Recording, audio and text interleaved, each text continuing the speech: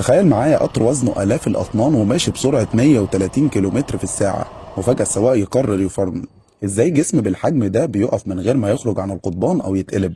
السر كله موجود في نظام عبقري بيستخدم الهواء بدل ما يعتمد على الزيت أو الفرامل العادية. فدي هي عربة القطار، وكل عربة راكبة على بوجين، وكل بوجي فيه 4 عجلات، يعني كل عربة فيها 8 عجلات، والفرامل بتتوزع عليهم كلهم بنفس القوة في نفس اللحظة. بس السؤال، مين اللي بيولد القوة دي كلها؟ الإجابة موجود جوه الجرار، فهناك في كمبرسور ضخم جدا وظيفته يضغط الهواء ويوزعه على القطار كله، مش بس للفرامل، كمان للتعليق الهوائي والكلاكس وحتى دورات المياه. الكمبرسور ده بيطلع منه ماسورتين، الأولى اسمها البريك بايب أو البي بي، ودي المسؤولة عن التحكم في الفرامل، والتانية اسمها الفيد بايب أو الاف بي، ودي بتغذي النظام بالهواء المضغوط باستمرار. أول ما الجرار يتوصل بالعربات، الماسورتين دول بيتوصلوا تلقائيا، ويبقى القطار كله عبارة عن شبكة هواء واحدة. ولو الجرار اتفصل، فيه محابس مخصوصة بتقفل الماسورتين فورا علشان الضغط ما يهربش. الهواء المضغوط بيمشي لحد ما يوصل لخزان ضخم في كل عربة. قبل ما يدخل الخزان بيعدي على فلتر بينضفه من أي شوائب، وبعدها على صمام اتجاه واحد بيمنع الهواء إنه يرجع مرة تانية. الخزان ده بيتشحن بضغط حوالي 6 بار وسرعته حوالي 125 لتر. بعد كده بيدخل الهواء على أهم جزء في المنظومة، وهو صمام التوزيع. الصمام ده هو المخ الحقيقي للفرامل. من فوق بيوصل له ضغط من البريك بايب، ومن تحت ضغط من الخزان. طول ما الضغط متساوي الفرامل ما بتشتغلش، لكن أول ما السواق يدوس فرامل بيبدأ يقلل الضغط على البريك بايب. في اللحظة دي الصمام بيحس بالفرق ويفتح طريق جديد يخلي الهواء المضغوط اللي متخزن في الخزان يجري بسرعة ناحية اسطوانة الفرامل.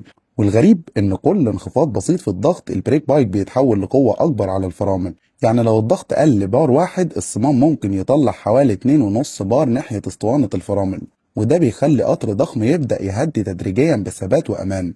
الهواء بيدخل اسطوانة الفرامل ويضغط على غشاء مطاطي كبير، والغشاء بيحرك دراع ميكانيكي، والدراع بيضغط طيل الفرامل على ديسك الفرامل، فبتبدأ العجلة تبطأ، وبعد كده العجلة اللي بعدها، لحد ما كل عجلات القطار تبدأ تتفرمل في نفس الوقت.